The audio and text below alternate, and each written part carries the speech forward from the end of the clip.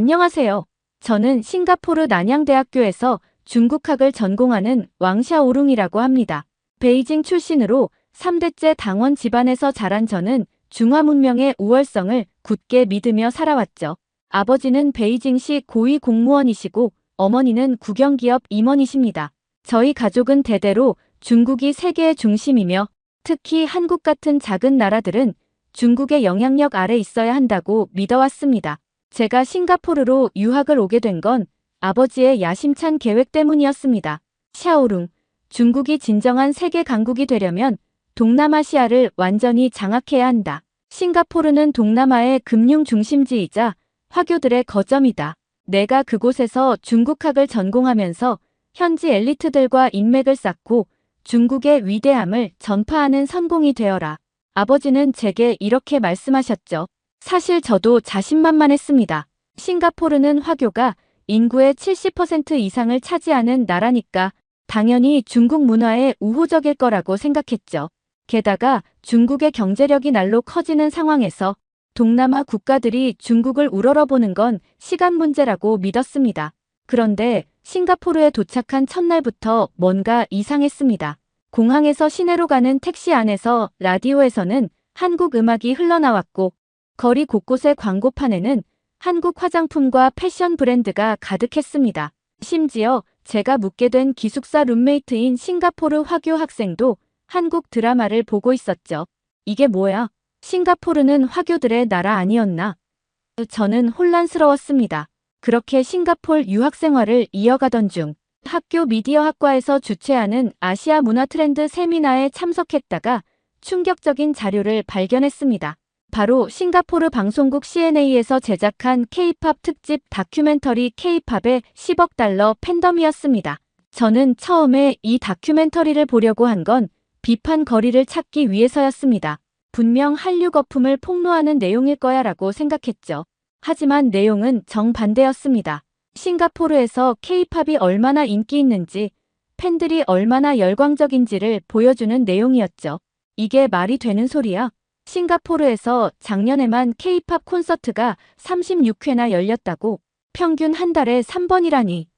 저는 화면을 친구들에게 들이대며 목소리를 높였습니다. 제 옆에 앉아있던 싱가포르 친구 제임스가 고개를 끄덕였습니다.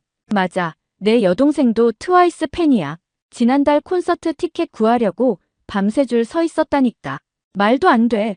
중국 문화가 훨씬 더 우월한데 왜 사람들이 한국 문화에 열광하는 거야? 저는 주먹을 테이블에 내리쳤습니다. 사실 저는 싱가포르에 온 지 몇 달 만에 이미 여러 번 당황스러운 경험을 했습니다. 중국어를 할 줄 아는 현지 화교들조차 중국 드라마보다 한국 드라마를 더 좋아했고 중국 음악은 들어본 적도 없다고 했죠. 심지어 중국학을 전공하는 저희 과에서도 한국어를 배우는 학생이 더 많았습니다. 말도 안 돼. 중국 문화가 훨씬 더 우월한데 왜 사람들이 한국 문화에 열광하는 거야? 저는 주먹을 테이블에 내리쳤습니다. 저는 분노를 참을 수 없었습니다. 좀 봐. 2022년 통계를 보면 한국의 문화 콘텐츠 수출액이 132억 달러라고 나와 있어. 이게 정상이야? 우리 중국의 문화 수출액은 겨우 19.6억 달러밖에 안 된다고. 중국이 한국보다 인구가 30배나 많은데도. 제이슨이라는 미국 유학생이 제 말을 듣고 피식 웃었습니다. 샤오룽, 내가 화내는 건 이해하지만 숫자가 모든 걸 말해주고 있잖아. 한국의 문화 산업이 훨씬 더 글로벌하게 성공적이라는 거야. 말도 안 돼. 중국은 5천년의 찬란한 역사를 가진 문명의 발상지야. 한국은 그저 우리의 변방 속국이었을 뿐이고. 저는 테이블을 주먹으로 내리치며 외쳤습니다. 싱가포르 현지 학생인 리사가 고개를 저었습니다. 샤오룽, 역사는 역사고 현재는 현재야. 지금 싱가포르에서는 모든 사람들이 K-팝을 듣고 한국 드라마를 보고 한국 음식을 먹어. 중국 문화, 솔직히 말해서 거의 관심이 없어. 저는 믿을 수 없다는 표정으로 주변을 둘러봤습니다. 카페테리아 곳곳에서 학생들이 휴대폰으로 한국 아이돌 그룹의 뮤직비디오를 보고 있었습니다. 한쪽에서는 여학생들이 한국어로 노래를 따라 부르고 있었죠. 이건 일시적인 현상일 뿐이야. 중국의 위대한 문화는 시간이 지나면 다시 세계를 지배하게 될 거야. 저는 필사적으로 외쳤습니다. 그때 경영학과 교수인 탄 교수님이 우리 테이블을 지나가다가 멈춰 섰습니다. 학생들, 무슨 토론을 그렇게 열심히 하고 있나? 제이슨이 상황을 설명하자 탄 교수님은 미소를 지으며 앉으셨습니다. 샤오룽 학생, 문화의 영향력은 단순히 역사의 길이나 인구수로 결정되는 게 아니네. 한국의 문화 산업이 성공한 이유를 객관적으로 분석해봤나? 저는 입을 다물고 교수님을 노려봤습니다. 교수님은 계속하셨습니다. 한국은 1987년 민주화 이후 정부의 검열이 사라지면서 창의적인 콘텐츠 제작이 가능해졌네. 반면 중국은 아직도 엄격한 검열 제도를 유지하고 있지 않나? 넷플릭스에서 인기를 끈 한국 드라마 오징어 게임 같은 작품이 중국에서 제작될 수 있을까? 그건 우리는 사회주의 특색을 가진 문화를 발전시키고 있어요. 저는 더듬거리며 대답했습니다. 그래, 그 특색이 바로 문제야. 교수님은 진지한 표정으로 말씀하셨습니다. 문화 콘텐츠는 자유로운 창의성과 표현의 자유가 있어야 꽃을 피울 수 있네. 한국은 그런 환경을 제공하고 있고 그 결과가 지금 우리가 보는 한류의 성공이지. 저는 반박하고 싶었지만 할 말이 없었습니다. 분명 중국의 문화 산업은 정부의 엄격한 통제 하에 있었고 그것이 창의성을 제한하고 있다는 건 부정할 수 없는 사실이었으니까요. 며칠 후 저는 학교 도서관에서 리포트를 쓰고 있었습니다. 주제는 아시아 문화 산업의 글로벌 영향력이었죠.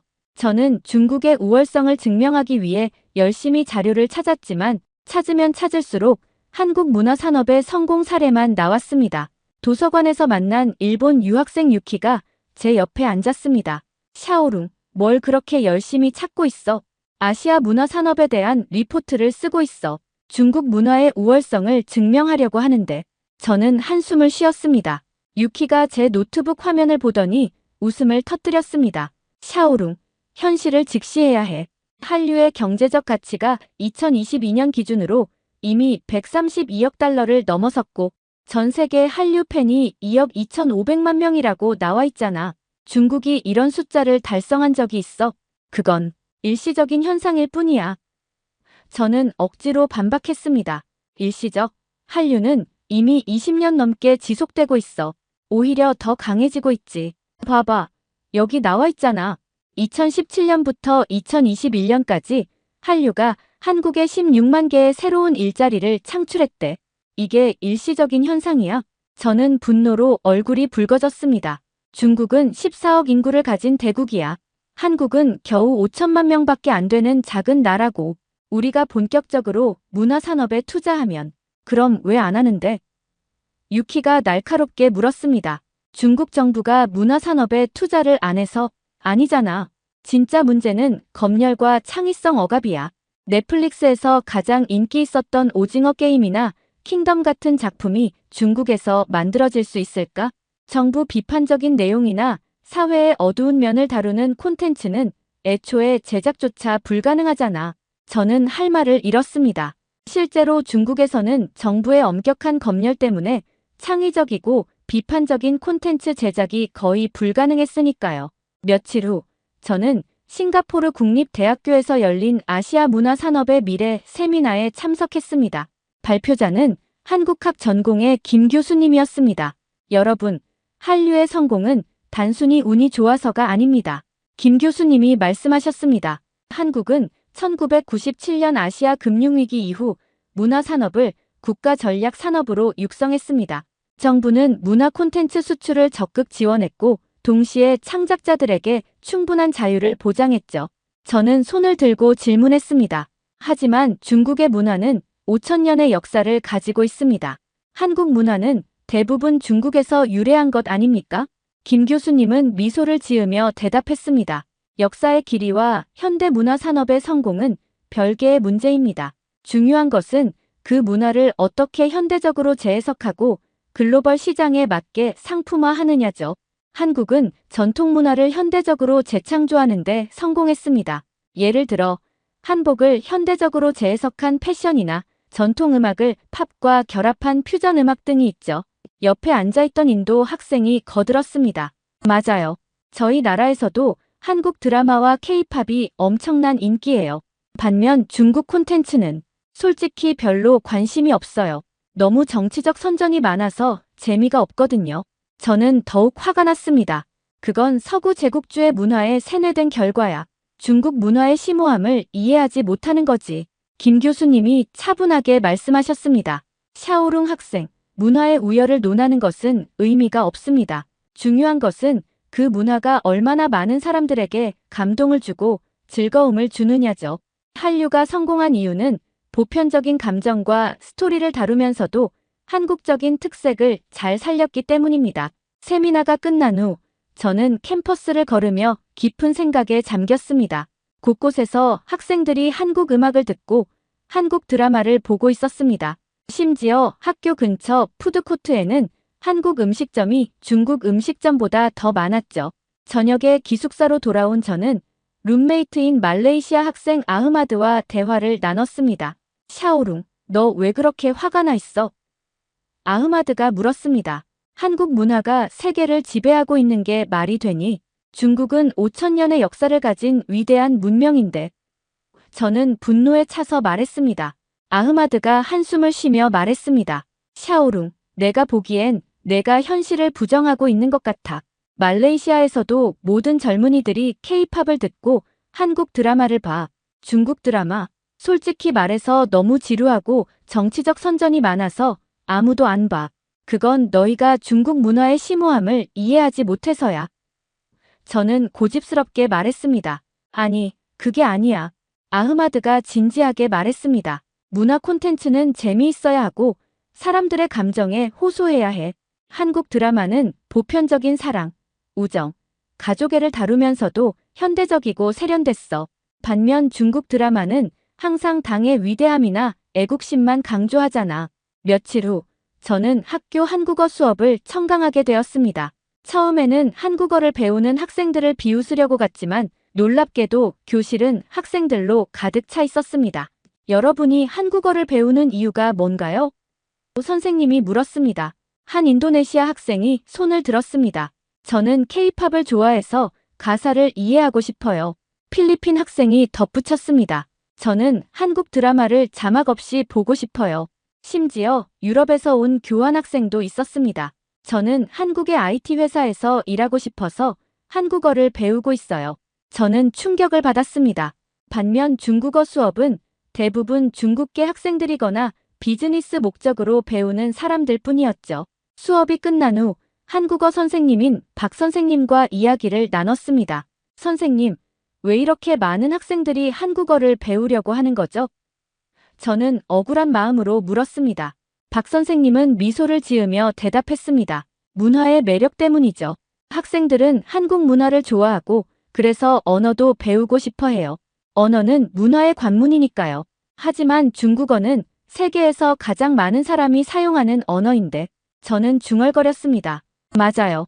하지만 언어를 배우는 동기가 다르죠. 중국어는 주로 경제적 이유로 배우지만 한국어는 문화적 매력 때문에 배워요.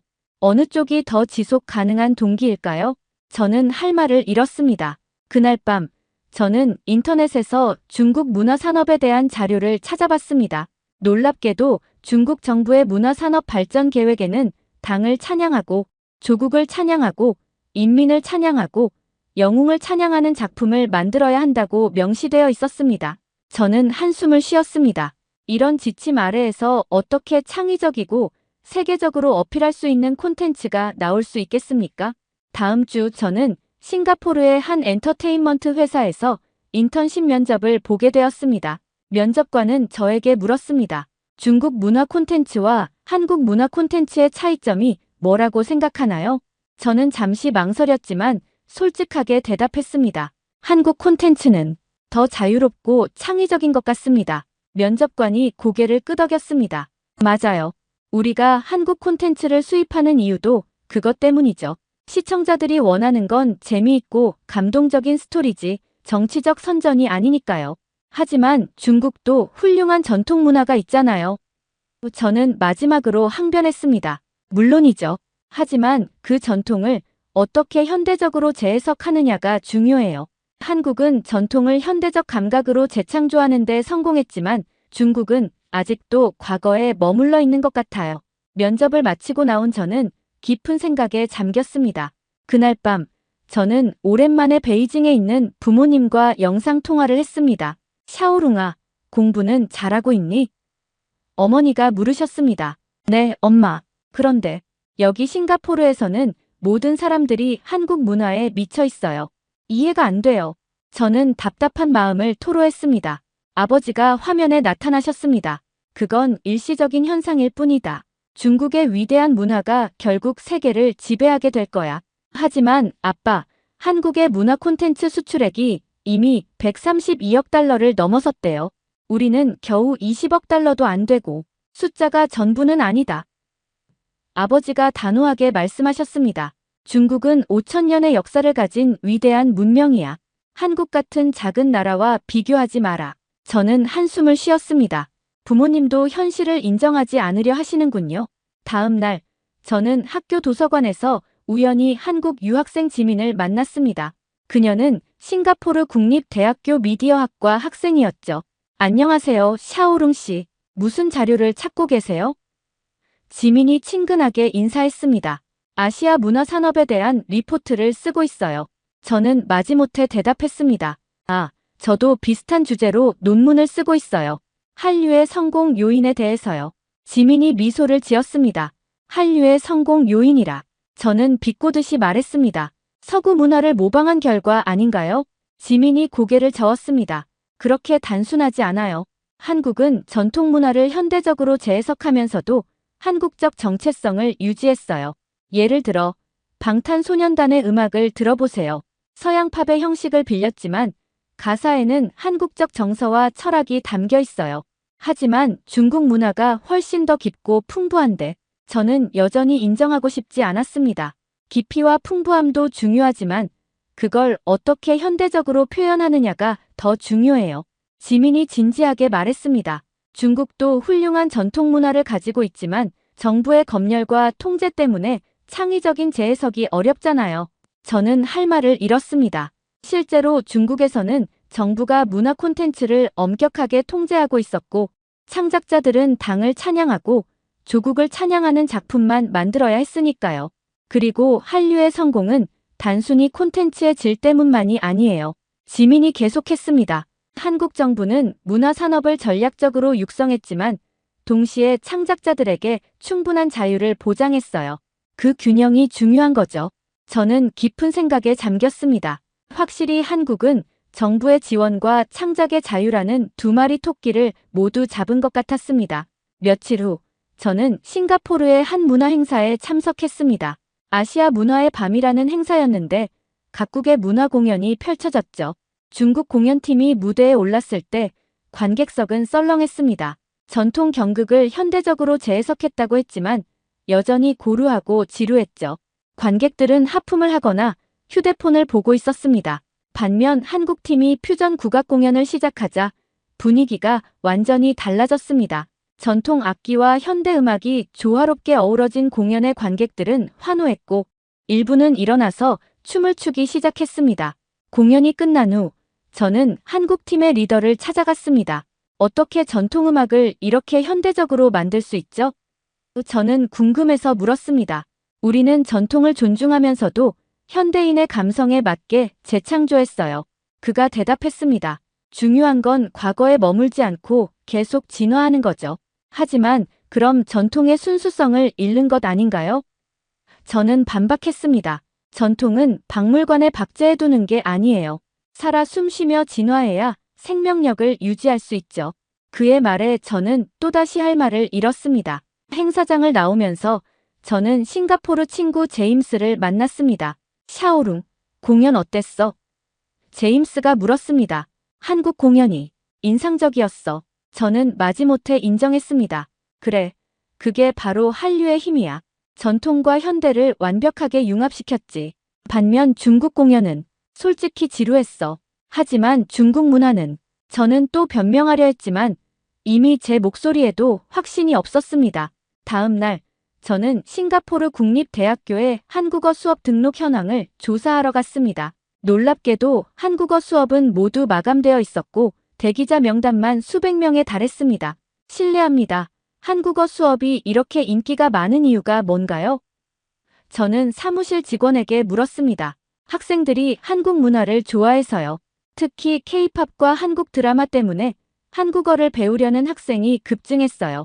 2024년 기준으로 전 세계 한국어 학습 시장이 72억 달러에 달한다고 하네요. 직원이 친절하게 설명했습니다. 중국어 수업은 어떤가요? 저는 조심스럽게 물었습니다. 중국어도 인기는 있지만 주로 비즈니스 목적으로 배우는 학생들이 많아요. 문화적 매력 때문에 배우는 경우는 드물죠. 저는 씁쓸한 마음으로 돌아섰습니다. 그날 오후, 저는 차이나타운에 있는 중국 문화원을 방문했습니다. 하지만 그곳도 썰렁했습니다. 몇몇 노인들만이 서예 수업을 듣고 있을 뿐이었죠. 젊은 사람들은 왜 안 오나요? 저는 문화원 직원에게 물었습니다. 직원이 한숨을 쉬며 대답했습니다. 요즘 젊은이들은 중국 문화에 관심이 없어요. 한국 문화가 더 멋지고 현대적이라고 생각하죠. 우리도 현대적으로 바꾸려고 노력하지만 본국에서 보내온 프로그램은 여전히 고루하고 저는 더 듣고 싶지 않아서 자리를 떠났습니다. 저녁에 기숙사로 돌아온 저는 복도에서 시끄러운 음악 소리를 들었습니다. 따라가 보니 학생 휴게실에서 K-팝 댄스 연습이 한창이었습니다. 샤오룽, 같이 춤출래? 인도네시아 친구가 저를 불렀습니다. 난 괜찮아. 저는 어색하게 거절했습니다. 왜? 재미있는데. 봐봐. 모두가 즐기고 있잖아. 정말로 다양한 국적의 학생들이 함께 K-팝 댄스를 추며 즐거워하고 있었습니다. 미국, 유럽, 동남아시아, 심지어 중동에서 온 학생들까지. 이게 바로 문화의 힘이야. 옆에 있던 태국 학생이 말했습니다. 국적과 언어가 달라도 음악으로 하나가 될 수 있어. 저는 그 광경을 보며 복잡한 심정이 들었습니다. 중국 문화가 이런 글로벌한 호소력을 가진 적이 있었나요? 며칠 후, 저는 교수님께서 주신 과제 때문에 싱가포르의 한 미디어 회사를 방문했습니다. 그곳에서 콘텐츠 구매 담당자를 인터뷰하게 되었죠. 왜 한국 콘텐츠를 그렇게 많이 구매하시나요? 저는 단도직입적으로 물었습니다. 담당자가 웃으며 대답했습니다. 간단해요. 시청률이 높으니까요. 한국 드라마는 스토리가 탄탄하고 제작 퀄리티가 높고 무엇보다 보편적인 감정을 다뤄요. 사랑, 가족, 우정, 성공. 이런 주제들은 문화를 초월해서 모든 사람의 마음을 움직이죠. 중국 드라마는요? 저는 희망을 품고 물었습니다. 솔직히 말하면 담당자가 잠시 망설였습니다. 중국 드라마는 검열 때문에 스토리가 제한적이에요. 항상 정부를 찬양하거나 애국심을 강조하는 내용이 들어가야 하죠. 시청자들은 그런 걸 원하지 않아요. 하지만 중국은 거대한 시장이잖아요. 맞아요. 하지만 콘텐츠의 질이 시장 크기보다 중요해요. 작은 나라 한국이 문화 콘텐츠로 세계를 정복하고 있는 게 그 증거죠. 인터뷰를 마치고 나온 저는 깊은 충격에 빠졌습니다. 그날 밤, 저는 처음으로 한국 드라마를 보기로 했습니다. 주변 친구들이 추천한 이태원 클라스를 선택했죠. 처음에는 비판적인 시각으로 보려고 했지만 어느새 저도 주인공의 이야기에 빠져들고 있었습니다. 작은 포차에서 시작해서 대기업에 맞서는 청년의 이야기. 그것은 단순한 성공 스토리가 아니라 정의와 신념에 대한 이야기였습니다. 이런 스토리가 중국에서 만들어질 수 있을까? 저는 스스로에게 물었습니다. 대기업과 권력에 맞서는 개인의 이야기. 중국에서는 상상도 할 수 없는 내용이었죠. 다음 날, 저는 한국학 수업을 청강했습니다. 교수님은 한류의 성공 요인에 대해 강의하고 있었습니다. 한국은 1987년 민주화 이후 표현의 자유가 보장되면서 창의적인 콘텐츠가 쏟아져 나왔습니다. 정부는 지원은 하되 간섭은 하지 않는 정책을 펼쳤죠. 그 결과가 오늘날의 한류입니다. 한 학생이 손을 들고 질문했습니다. 그럼 중국은 왜 비슷한 성공을 거두지 못하는 건가요? 교수님이 조심스럽게 대답했습니다. 중국도 거대한 문화 산업을 가지고 있습니다. 하지만 창의성은 자유로운 환경에서 꽃피죠. 검열과 통제는 창의성의 적입니다. 저는 고개를 숙였습니다. 부정하고 싶었지만 그것이 진실이었습니다. 수업이 끝난 후 저는 캠퍼스 벤치에 앉아 생각에 잠겼습니다. 주변에서는 학생들이 한국 음악을 들으며 지나가고 있었습니다. 샤오룽. 익숙한 목소리가 들렸습니다. 지민이었습니다. 아, 지민 씨. 저는 어색하게 인사했습니다. 무슨 고민이 있어 보이네요. 지민이 옆에 앉으며 말했습니다. 솔직히 말하면 한류의 성공이 부럽기도 하고 억울하기도 해요. 중국이 더 크고 역사도 깊은데. 지민이 부드럽게 웃었습니다. 샤오룽 씨, 문화는 경쟁이 아니에요. 각자의 매력이 있는 거죠. 중국 문화도 훌륭해요. 다만 그것을 어떻게 현대적으로 표현하느냐가 중요한 거예요. 하지만 우리는 정부의 통제 때문에 그게 바로 문제죠. 하지만 언젠가는 변할 거예요. 중국의 젊은 세대가 변화를 만들어낼 거라고 믿어요. 저는 지민의 말에 희망을 느꼈습니다. 며칠이 지났습니다. 저는 여전히 중국 문화의 우월성을 증명하려고 노력했지만 점점 더 어려워졌습니다. 어느 날 저녁, 저는 싱가포르의 한 바에서 다양한 국적의 친구들과 함께 있었습니다. 화제는 자연스럽게 문화 이야기로 흘러갔습니다. 요즘 넷플릭스에서 뭐 보고 있어? 미국 친구 마이크가 물었습니다. 나는 킹덤 시즌 2 보고 있어. 정말 대박이야. 독일 친구 클라우스가 대답했습니다. 아, 나도.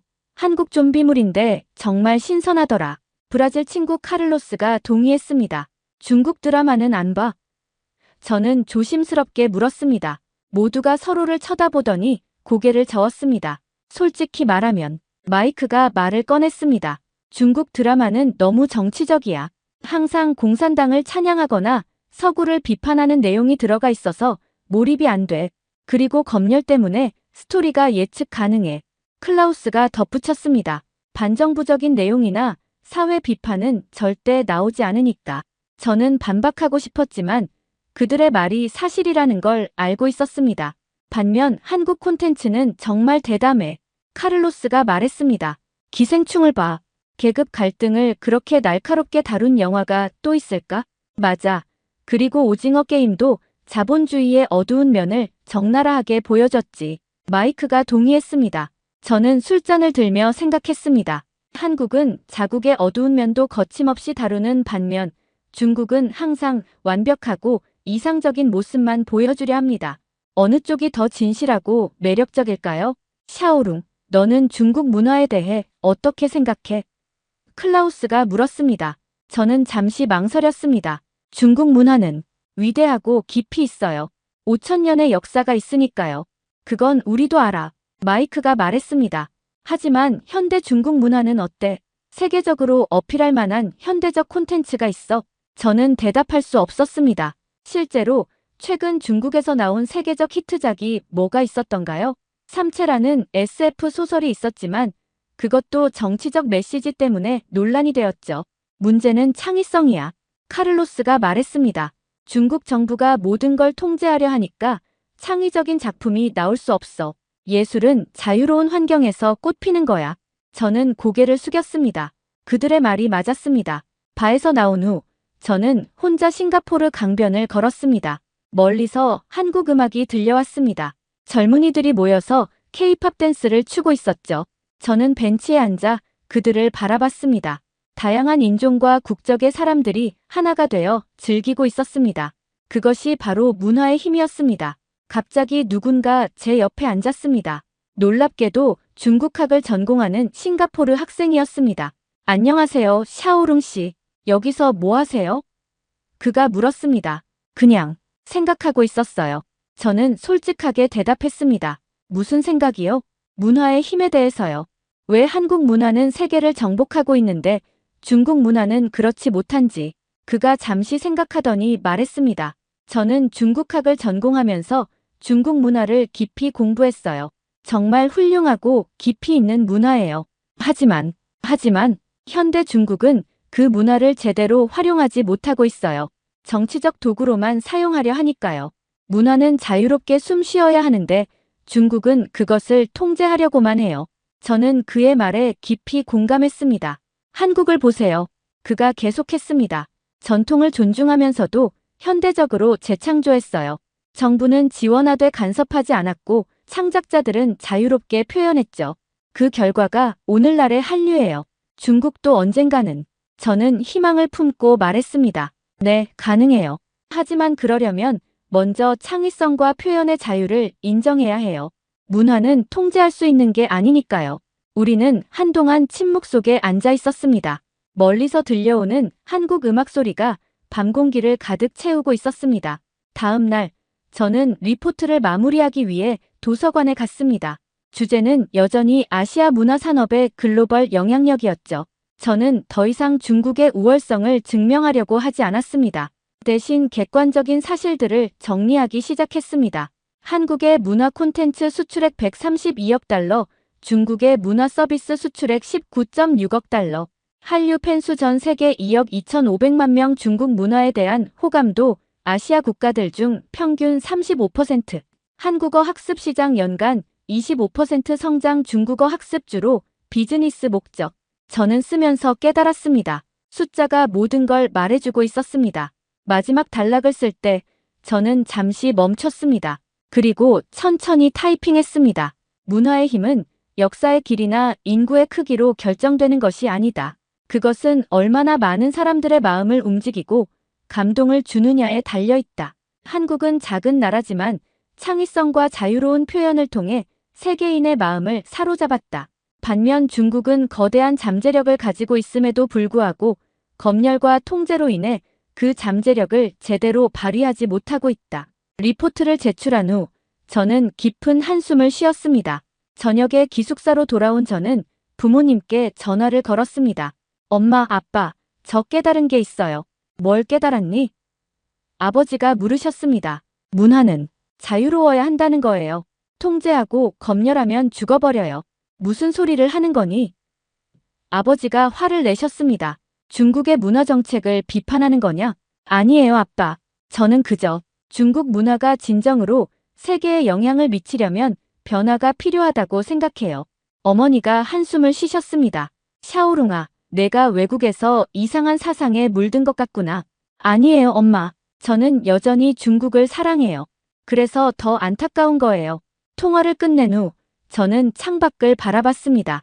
싱가포르의 밤은 여전히 화려했고 어디선가 한국 음악이 들려왔습니다. 저는 깨달았습니다.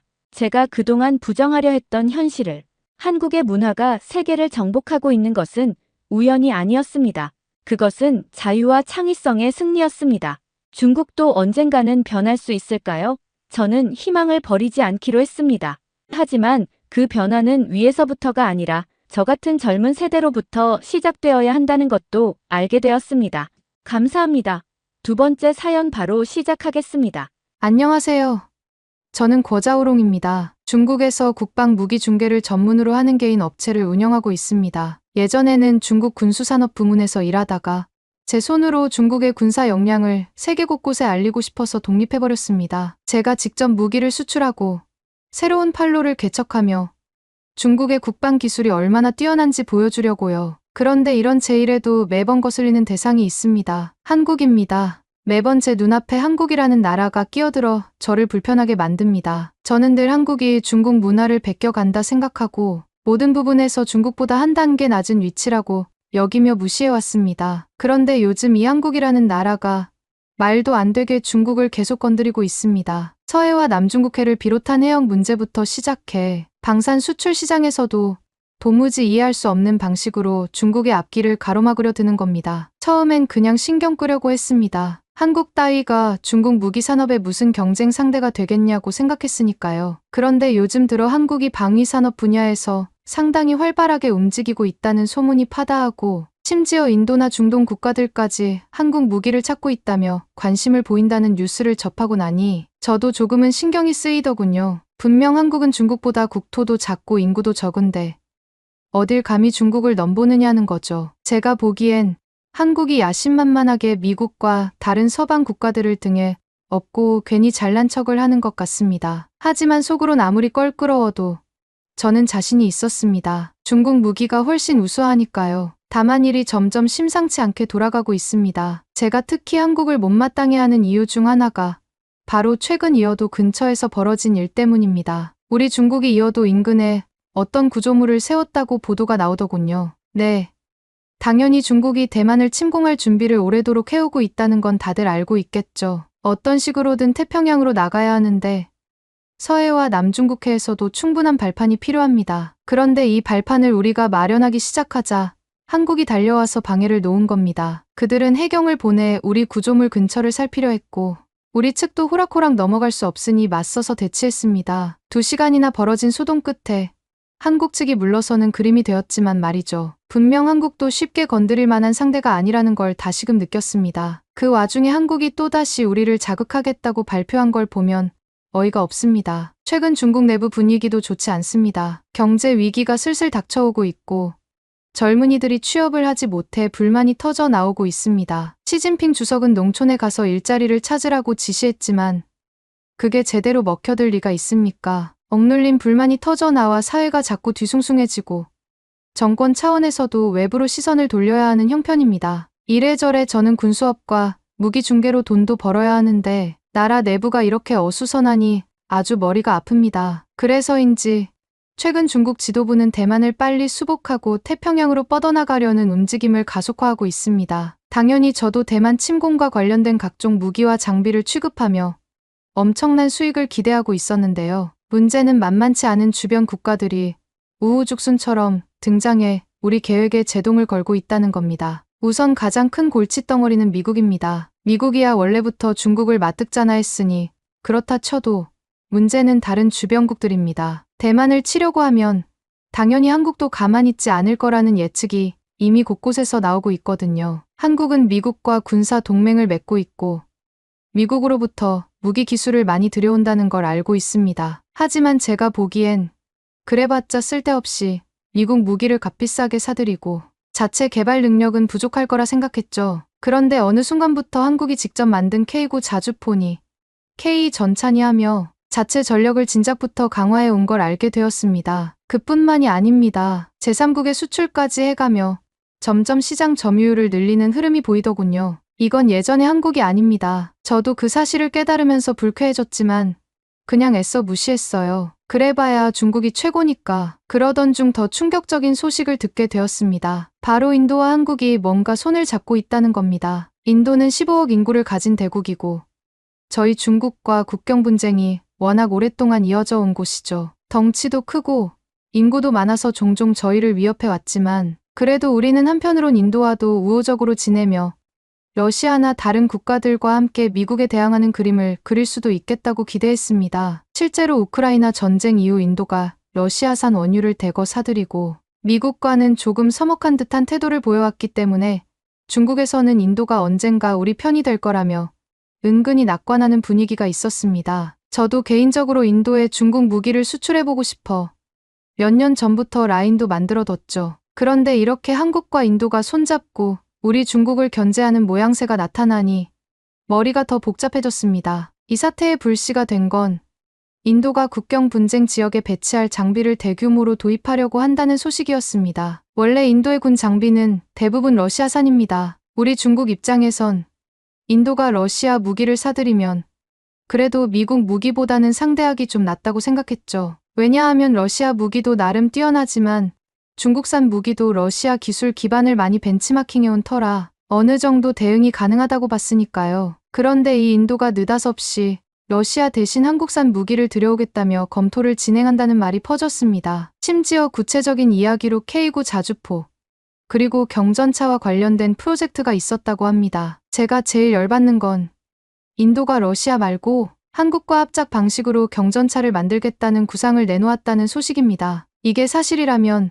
대만을 치러 나가야 하는 우리 입장에선 정말 꼬일 대로 꼬였다는 느낌을 지울 수 없습니다. 인도와 중국의 국경 지역은 히말라야 산맥이 가로막고 있어 험준하기로 유명합니다. 중국 측은 경전차를 배치해 기동성을 높이고 있지만 인도 측 전차는 덩치가 커서 제대로 운용하기가 쉽지 않았던 모양입니다. 그런데 한국이 경량화된 차체 기술을 보유하고 있다고 하더군요. 그 한국이 대규모 무기 수출 경험까지 갖추었다니 인도가 한국과 손잡고 경량 전차를 생산해 우리 국경 지대에 배치한다면 우리 중국군이 가뜩이나 대만 쪽으로 전력을 빼야 할 때 인도가 뒤통수를 칠 가능성이 있다는 겁니다. 이 시점에서 저도 정말 분노했습니다. 한국이 우리 중국을 이토록 방해하는구나. 인도가 문제긴 하지만 결국 뒤에서 인도를 부추기는 건 한국과 미국 아니겠습니까? 꼭 한국이 우리를 이기려고 정신승리를 하는 것 같아 기분이 나쁩니다. 저는 그동안 세계 각국의 고객들을 상대로 중국 무기를 중개하며 중국 무기는 싸고 수량이 많고 성능도 준수하다는 점을 강조해 왔습니다. 특히 아프리카나 중동 일부 국가들은 가격이 싸면서도 꽤나 믿을 만한 무기를 선호하기 때문에 중국이 제격입니다. 그러나 인도 같은 큰 나라가 한국산 무기에 관심을 기울이기 시작하면 얘기가 달라집니다. 인도는 워낙 시장 규모가 크고 자금도 충분해서 제대로 된 무기를 찾으려고 마음먹는다면 얼마든지 비싼 가격을 지불할 수 있는 곳이니까요. 제가 듣기로는 K9 자주포를 여러 차례에 걸쳐 사들인 다음 이번에는 경전차까지 합작 제작하면서 국경 지역에 대규모 배치를 검토 중이라고 합니다. 그게 사실이라면 우리 중국에겐 설상가상이 아닐 수 없습니다. 인도가 만약 히말라야 국경 지역을 뚫고 들어온다면 우리 중국군이 대만에 집중하기 어려워집니다. 전선을 2개 이상으로 나눠 가져가야 하죠. 이건 중국으로서는 아주 곤혹스러운 상황입니다. 제가 보기엔 한국이야말로 교활하게 인도를 부추기고 있는 것 같습니다. 본인들이 직접 중국과 전면전을 치를 자신이 없으니 인도를 이용해 우리를 괴롭히려는 거죠. 게다가 미국도 뒷배로 있고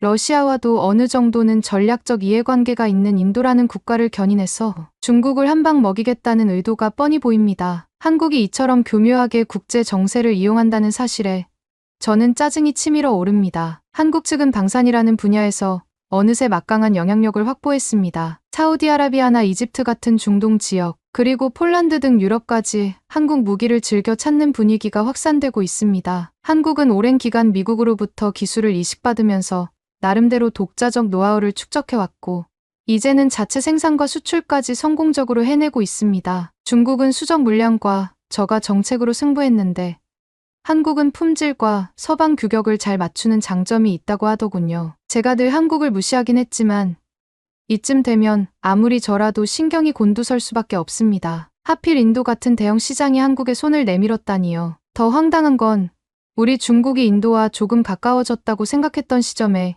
이 모든 일이 벌어진다는 겁니다. 얼마 전 인도가 러시아와 중국이 주도하는 다국적 군사훈련에 참가했을 때만 해도 중국 내부에서는 환영 분위기가 조성되었습니다. 그래도 인도가 어느 정도 미국과도 거리 두기를 하면서 러시아 측과 보조를 맞추는 걸 보고 중국과 인도의 갈등이 조금은 완화될 수 있지 않겠냐고 전망했습니다. 저는 그 흐름을 믿고 인도 시장에 중국 무기를 더 많이 팔 계획까지 세우고 있었죠. 막상 인도 국방부나 외교 당국과 접촉을 시도해보면 그들은 언제나 미온적인 태도를 보였지만 속을 모르는 게 인도라면서 저희도 계속 기대를 놓지 않았던 겁니다. 그런데 반전이 일어났습니다. 왕이 외교부장이 인도를 다녀온 이후 중국 관영 매체들은 성대한 외교적 성공이라며 떠들어댔는데 정작 인도 쪽에서는 의문만 가득한 만남이었다고 보도했습니다. 무엇 하나 제대로 합의된 게 없고 오히려 인도는 국경 분쟁 문제에 대한 중국의 태도에 굉장히 불만이 많은 분위기였다고 합니다. 그뿐만 아니라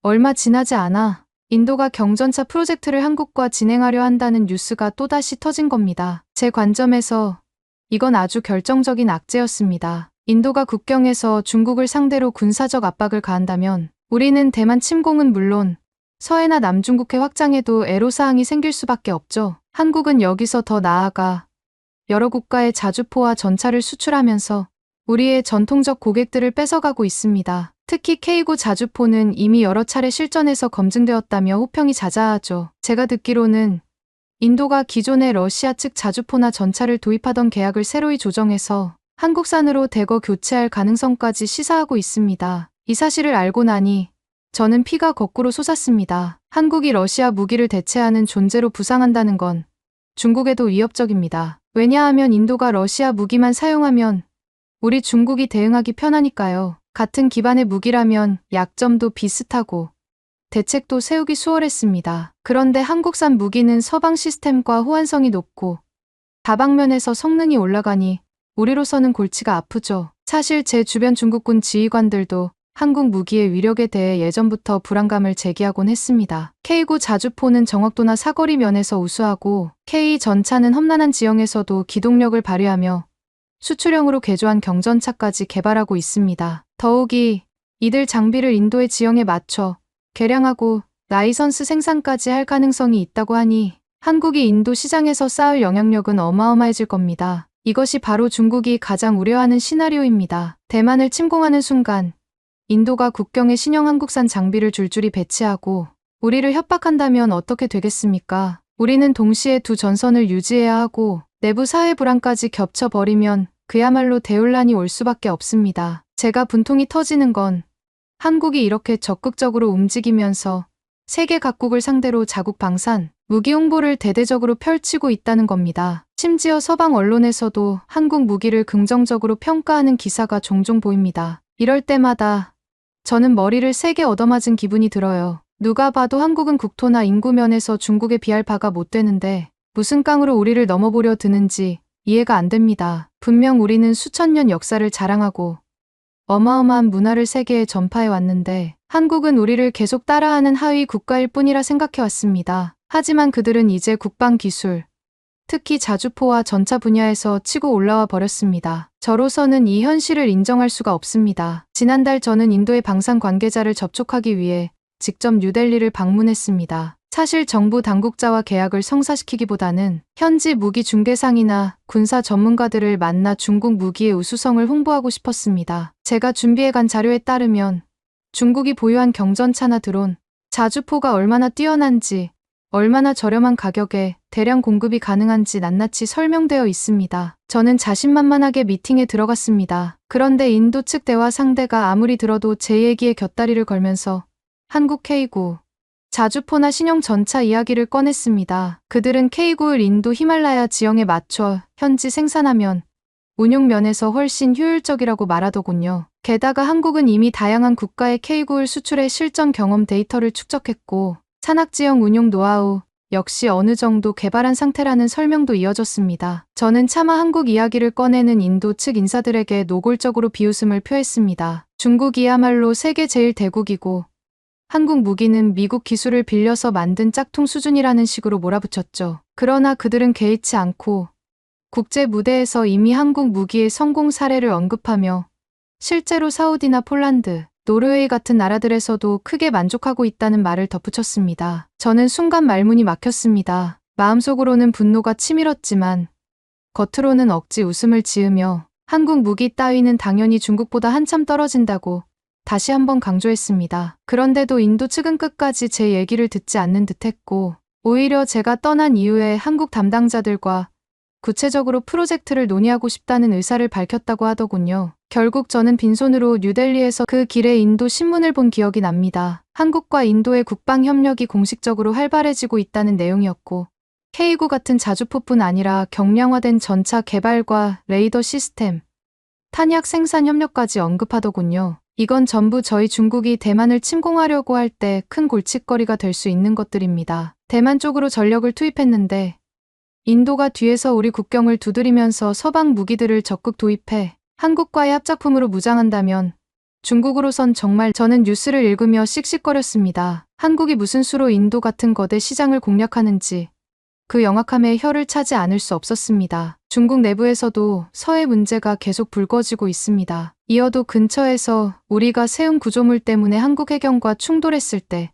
한국이 물러서는 듯했지만 정작 뒤로는 미국, 인도 등과 손잡고 우리 목줄을 쥐고 있는 형국입니다. 우리 중국 지도부도 이 상황을 충분히 인식하고 있을 테니 조만간 단호한 조치를 취하지 않을까 싶은데 아직은 내부 혼란이 더 크다 보니 결정이 빨리 내려지지 않습니다. 애꿎은 저만 여기저기 뛰어다니며 중국 무기를 팔고자 애쓰고 있지만 한국이 방산 기술을 뽐내며 치고 나가는 통의 성과가 미미합니다. 제가 아는 한군 지휘관은 저를 조용히 불러 이러더군요. 한국 무기가 겉보기엔 번지르르해 보여도 우리 중국 무기에 비해 실제 성능은 떨어질 거라고 말입니다. 그런데 문제는 세계가 이미 한국 무기를 품질 좋고 유지비도 적게 드는 것으로 인식하기 시작했다는 겁니다. 특히나 인도나 유럽 국가들은 중국 무기를 사는 데엔 정치적 부담도 있고 내구성이나 지원 체계에서도 의구심이 든다는 의견이 많다고 했습니다. 한국 무기는 서방 기준에 맞춰 설계되어 유지 보수나 업그레이드가 편하다고 하니 자연스레 선호도가 오를 수밖에 없습니다. 중국의 방산 기업들도 이런 현실을 알고 속으로는 초조해하지만 대놓고 인정하기는 싫어하며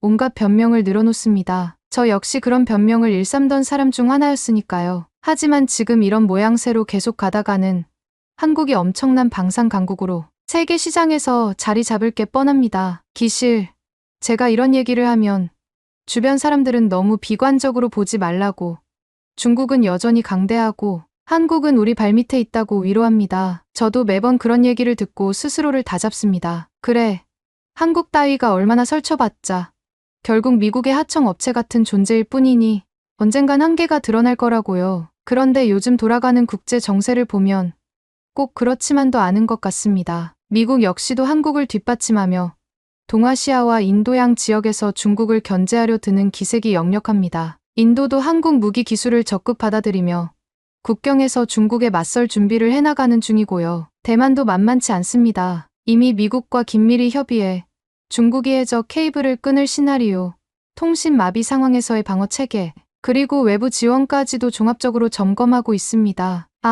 머리가 터집니다. 점점 사방에서 우리를 향한 압력이 가중되는 것 같습니다. 한편 서해 쪽에서 중국 해경과 한국 해경이 충돌했다는 보고가 또 올라왔습니다. 저는 그 소식을 듣고 피식 웃었습니다. 그래봤자 서해는 우리 앞마당과 같은 곳이고 한국이 멋대로 우리를 몰아내지 못할 거라고 확신하고 있으니까요. 그러나 막상 보도가 이어지니 한국이 미국과 안보 관련 정보를 공유하며 정찰 활동을 이미 강화했다는 사실이 알려졌습니다. 이쯤 되니 한국이 생각보다 치밀하게 주변 국가들까지 끌어들여 우리를 억제하려는구나 싶었습니다. 중국은 분명 대만 침공을 오래 준비해왔고 태평양으로 뻗어나갈 계획도 야심차게 세웠습니다. 그런데 전방에서는 미국과 대만이, 후방에서는 한국과 인도가 손잡고 우리가 빈틈을 보이길 노리고 있습니다. 서쪽에서는 러시아와 협력해 힘을 키우던 인도가 결국 한국 쪽으로 돌아섰고 남중국해에서는 또 다른 분쟁들이 끊이지 않습니다. 저는 늘 이렇게 말해왔습니다. 결국 세상의 모든 나라는 중국의 영향력 아래 들어오게 될 거라고요. 한국은 그저 중국 문화를 다 베껴가고 한류라는 이름으로 포장해 자국 문명인 것처럼 포장할 뿐이고 한국이 만들어 내는 무기나 기술도 실제로는 전부 중국에서 아이디어를 도용한 것이라고요. 그런데 그런 제 주장과 달리 현실은 조금씩 한국 쪽으로 기울어지는 것 같습니다. 매체들은 한국 무기가 우수한 성능을 갖췄다고 찬양하기 시작했고 인도는 한국과의 협력을 늘려가면서 러시아 대신 한국을 선택하고 있습니다. 제가 무기 중개인으로서 느끼는 가장 큰 위협은 한국이 미국과 함께 쿼드 체제에서 인도의 마음을 사로잡고 아예 태평양 지역 전체의 군사적 우위까지 노려볼지도 모른다는 우려입니다. 그러면 우리 중국은 사면초가가 되는 셈이죠. 이걸 저 혼자만의 힘으로 막기에는 역부족입니다. 그래도 저는 끝까지 한국 따위가 우리의 주도권을 빼앗을 수 있다고는 믿지 않습니다. 한국은 경제 규모나 기술력, 그리고 인구 면에서도 우리를 절대 따라올 수 없기 때문이죠. 지금 막 방산 수출 조금 늘렸다고 우쭐대며 전 세계를 상대로 사업을 펼친다지만 결국 국제 정세가 돌변하면 한국은 미국의 말 한마디에 휘둘리는 속국 같은 신세로 전락할 겁니다. 그러니 인도가 한국과 한 배를 탔다고 해도 길게 보면 미국의 세계 전략하에서 움직이는 꼭두각시일 뿐입니다. 시간이 지나면 결국 중국이 모든 걸 제자리로 돌려놓을 거라고 생각합니다. 우리는 수천 년 전부터 강력한 제국이었고 역사와 전통에서도 한국과 비교할 수 없으니까요. 한국의 문화니 기술이니 하는 것들은 전부 우리를 본떠서 겨우 발전시킨 산물이라는 믿음에는 변함이 없습니다. 인도가 경전차 프로젝트를 한국과 진행하건 말건 결국 중국은 우리의 길을 갑니다. 대만 수복이든 태평양 진출이든 서해 통제든 모든 계획이 저희 의도대로 흘러갈 거라고 확신합니다. 한국이 가소로운 흉내를 내는 동안 우리는 더 큰 시장을 장악하고 더 강력한 무기를 개발해 낼 테니까요. 세계가 우리 중국에게 등을 돌린다는 소리도 있지만 그건 어리석은 오해일 뿐입니다. 우리는 이미 러시아, 아프리카, 중동 여러 국가와 다양한 방식으로 협력을 이어가고 있고 그 범위와 규모는 한국이 어설프게 따라올 수준이 아닙니다. 저는 거듭 강조합니다. 한국은 지금 미국과 인도를 등에 업어 우리를 견제한다고 착각하고 있을 뿐입니다. 실제로는 한국이야말로 언젠간 우리 손바닥 위에 굴러다니게 될 게 뻔합니다. 무기 하나 잘 팔아봤자 얼마나 가겠습니까? 전 세계가 우리를 향해 문을 열게 될 날이 머지않았습니다. 한국 무기 따위가 일시적으로 인기 있을 수는 있지만 결국 중국이 모든 시장을 삼켜버릴 겁니다. 왜냐하면 우리에게는 더 뛰어난 기술, 더 넓은 내수 시장, 그리고 역사와 전통이 있기 때문입니다. 한국이 자랑하는 문화도, 음식도, 전통도 전부 우리를 모방한 데서 비롯된 거라는 제 주장을 저는 앞으로도 절대 굽히지 않을 겁니다. 어찌 됐든 최근 인도에서 제 무기 중개 사업은 좀처럼 빛을 못 보고 있습니다. 한국이 인도에 관심을 잔뜩 받고 있고 인도 군부의 주요 인사들도 점점 한국 무기의 도입에 긍정적 태도를 보이는 상황이니 당분간은 저에게 별 이득이 없을 것 같습니다. 그래서 저는 다음 달에 러시아나 중동 지역으로 가볼 작정입니다. 한국이 감히 따라올 수 없는 곳에서 중국 무기가 얼마나 저렴하고 대량 공급이 가능한지 적극 홍보할 계획입니다. 인도는 언젠간 자기들이 잘못을 깨닫고 돌아올 테니 굳이 제가 먼저 매달릴 필요도 없겠죠. 그들은 산악지형에서 한국 무기를 운용하면서 곧 한계를 느낄 겁니다. 그리고 나서야 중국 무기야말로 진정한 해결책이었음을 깨닫고 저를 다시 찾겠죠. 모두가 한국을 치켜 세우며 우리 중국을 무시하는 듯 보이지만 저는 전혀 동의하지 않습니다. 한국은 지금 잠깐 반짝이는 착각에 빠져 있을 뿐 진짜 강대국은 바로 우리 중국이니까요. 인도도 미국도 시간이 지나면 그 사실을 뼈저리게 깨달을 겁니다. 저는 끝까지 중국이 세계를 선도할 것이며 한국의 방산 파트너십이나 인도의 히말라야, 배치 같은 건 조만간 한계를 맞이하리라 믿습니다. 제 말이 허언이 아님을 머지않아 여러분도 똑똑히 보게 될 겁니다. 저는 거자오롱, 중국에서 국방 무기 중개업을 하는 사람으로서 한국이 아무리 발버둥쳐도 우리를 뛰어넘을 수 없음을 확신합니다. 여기까지 들었으면 다들 알겠죠. 한국 건드렸다가 후방에서 인도에 얻어맞을까봐 호들갑 떠는 목소리가 있다고요. 그건 전부 터무니없는 소리입니다. 중국이 곧 모든 것을 제 자리에 두고 우리의 위험을 다시금 증명하게 될 테니 그 순간을 두고 보라고 말해두겠습니다. 감사합니다.